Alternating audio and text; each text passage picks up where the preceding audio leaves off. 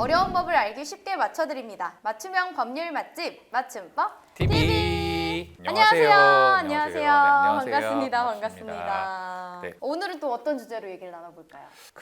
요즘에는 많이 없어지긴 했는데 네. 왜 좌식 테이블 많이 있는 식당이 저기 신발 벗고 올라가는데 너무 싫어요. 그렇죠. 특히 여자분들 되게 치마 입으면 되게 불편하잖아요. 맞아요, 그거. 맞아요. 근데 이런 식당들 가면 이제 가끔 신발 없어졌다, 뭐 신발이 바뀌었다 하시는 분들이 좀 있거든요. 종종 있더라고요. 네, 그래서 그거 뭐 어떻게 해야 되느냐 이런 글도 가끔 올라오는데, 심지어는 뭐 제가 최근에 봤던 거는 신발이 바뀌었는데 찾았는데 남이 신던 신발 또 신으려니까 찝찝하다고 그 사람한테 신발값 받아낼 수 있냐 뭐 이런 그거는 지금 좀 그렇다. 좀 너무하죠? 네. 자, 근데 이게 가끔 보면은요, 실수가 아니라 일부러 비싼 신발 바꿔 신고 가는 사람이 있지 않을까 하는 정도로 이런 일이 제법 많이 일어나요. 있을 수 있을 것 같아요. 자, 근데 중요한 거, 당연히 신발 바꿔 신고 간 사람을 잡으면 찾아내면 그 네. 사람한테 뭐 청구를 할 수 있는데, 못 찾았다, 내 신발 없어졌다, 식당 주인이 배상해줘야 될까요? 식당 주인이 배상 안 해도 되지 않을까요, 그거는? 정답은 식당 주인이 배상을 해줘야 되는 겁니다.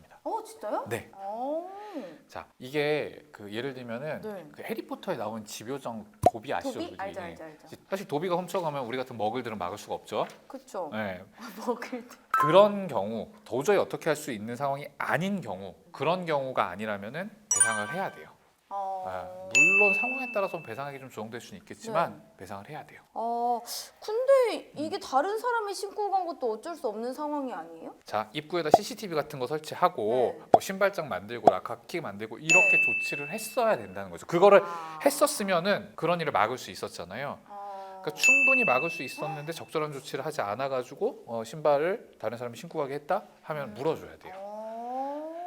혹시라도 뭐 다른 사람이 일부러 그랬던 실수로 그랬던 그렇게 신발 바꿔 신고 갈 수 있다는 걸 예상을 할 수 있기 때문에 조치를 해야 되는 거고, 근데 뭐 중요한 게 가끔 그런 건 있어요. 배상을 해야 되는데 새 물건, 새 신발 값을 청구를 하면 되느냐? 우리 이건 했었죠. 이미 지난 영상에서 예전에 했었어요. 엄청 옛날에 한 것 같은데 이거? 다른 사람 물건 파손했을 때 네. 배상은 어디까지? 그 물건의 시세의 반이었나? 아니, 반은 갑자기 어디서 나왔어요? 그 그 시세가 물건의 현재 중고 시세, 그렇죠. 그러니까 새 물건 값을 받지는 네. 못한다. 그 얘기했었잖아요. 그래서 네. 그렇게 되는데, 뭐 이게 시세를 알 수 없으면 결국엔 법원 가서 판단해야 되니까 신발 한 켤레 갖고 법원 가면 소송 비용이나 시간이 뭐 이런 게 더 들어가잖아요. 그렇죠. 그러니까 원만하게 합의를 하시면 되고, 식당 주인 입장에서도 물어주셔야 되기 때문에 그냥 원만하게 합의해서 배상을 하시는 게 맞아요. 근데 거의 대부분이 아마 모르고 그냥 뭐 어떡하겠어 이러고 넘길 것 같아요. 왜냐면 그 이유가 보통 그런 식당 가면은 그 표지판이 붙어 있잖아요. 분실시 뭔지 책임 알아요. 안 진다. 네. 그것 때문에 그냥 철석같이 믿고 안 하는 거 아니에요? 자, 중요한 게 있어요. 이게요, 그런 팻말을 붙여놨어도요, 정말 아무런 의미도 없어요. 아무런 의미도. 진짜. 이게 판례가 있는 것도 아니고 복잡한 법 해석이 있는 것도 아니에요. 그냥 법에다 써놨어요. 우린 속았던 거야 지금 그러면. 법에다 뭐라고 썼냐면요, 자, 정확하게 제가 읽어드릴게요. 상법 제152조 3항이에요. 고객의 휴대물에 대하여 책임이 없음을 알린 경우에도 공중 접객업자는 1항과 2항의 책임을 면하지 못한다. 1항과 2항이 이제 고객의 휴대폰에 대해서 네가 책임져라거든요. 그러니까 책임 없다라고 해봤자 소용없다라는 거예요. 진짜 이걸 몰랐어. 물론 저는 신발을 잃어버리진 않았지만. 네. 그래서 이거 붙여놓는 거는 아무런 의미가 없고요. 이렇게 법을 만든 이유는 이렇게 여러 사람이 오가는 그런 영업을 하는, 왔다 갔다 하는 곳에서 영업을 하는 사람들은 적절한 조치를 해라. 이런 일이 일어나지 않게, 그 얘기예요. 그러니까 뭐 당연히 식당뿐만 아니라 헬스장, 뭐 노래방, 당구장, 뭐 영화관 전부 다 해당이 되는 거예요.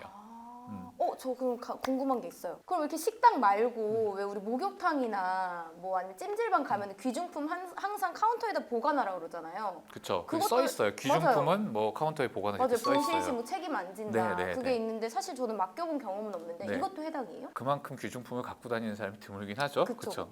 근데 바로 그게 예외예요. 그게 뭐냐면은요. 이건 자, 이렇게 생각해 보세요. 손님이 물건을 잃어버렸다고 무조건 업주한테 배상을 하라고 하면은요, 너무 가혹한 경우가 있어. 예를 들어서 내가 저 라카룸에다가 1억 원짜리 다이아 반지 넣어놨는데요, 그 없어졌어요. 1억 원 배상해 주세요.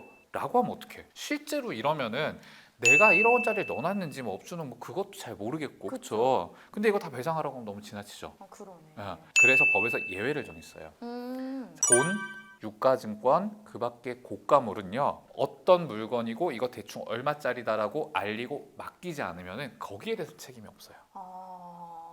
그러니까 아까 처음에 들었을 때 이거 너무 업주한테 가혹한 거 아니야? 라고 했는데 좀 이런 예외를 둔 거죠. 그래서 그럼 그럼 뭐 핸드폰도 마찬가지겠네요. 여기서는. 핸드폰이 그렇게 고가물이라고 볼 수 있을지는 좀 애매하기는 그래도 한데 100원, 뭐 그럴 수 100원, 있죠. 그쵸. 뭐 새 핸드폰이고 항상 우리가 모든 법적으로 물건의 네. 가치는 사용을 하는 순간 중고 시세가 그쵸, 되는 그쵸. 거니까 그거를 감안했을 때 뭐 그래도 뭐 어. 비싸다고 하면 그럴 수도 있죠. 그냥 뭐 다 손님의 책임이네요. 이럴 경우에는. 결론적으로 손님 물건 잘 관수해라. 잘 관수하지 않으면 네가 물어줘야 되는데 근데 너무 비싼 물건은 손님이 너한테 이거 얼마짜리예요 하고 맡기지 않는 이상은 그런 경우에는 책임을 면해주겠다. 이게 결론입니다. 알겠습니다. 이제 신발 혹시나 잃어버리거나 그러면 주인한테 얘기는 한번 해보세요. 네, 얘기하셔야 돼요. 그러니까는 네.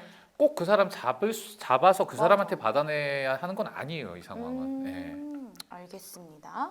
오늘도 저희 영상 보시고 좋으셨다면 구독, 좋아요. 알림 알림 설정까지 설정까지 많이 많이 부탁드릴게요. 부탁드릴게요. 안녕. 안녕.